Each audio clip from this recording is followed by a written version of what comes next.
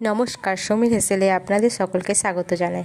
আজ আপনাদের জন্য একটি দই কাতলার রেসিপি নিয়ে এসেছি। মাছটিকে ভালো করে ধুয়ে তাতে নুন হলুদ মাখিয়ে নিন। প্রথমে একটি কড়া গরম করে তাতে বেশ খানিকটি তেল গরম করে নিন। তারপর একে একে মাছগুলো ভেজে ফেলুন। মাছটি বেশি কড়া ভাজা হবে না। দই কাতলা বানানোর জন্য একটু বড় সাইজের মাছ হলেই ভালো হয়। আমাদের এই মাছটির ওজন ছিল 2 থেকে 2.5 কেজি।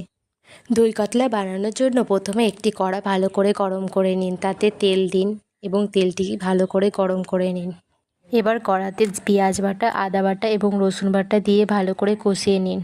এবার অ্যাড করুন দই এবং কাজু বাটা। এবার ওর মধ্যে অ্যাড করুন জিরে গুঁড়ো, ধনে গুঁড়ো এবং লঙ্কা গুঁড়ো আর সামান্য চিনি।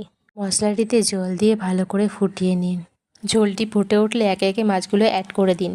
এবার 10 মিনিট অপেক্ষা করুন, দেখবেন রেডি হয়ে যাবে একটি সুস্বাদু স্বাদের দই কাতলার রেসিপি। রান্নাটি ভালো লেগে থাকলে একটি লাইক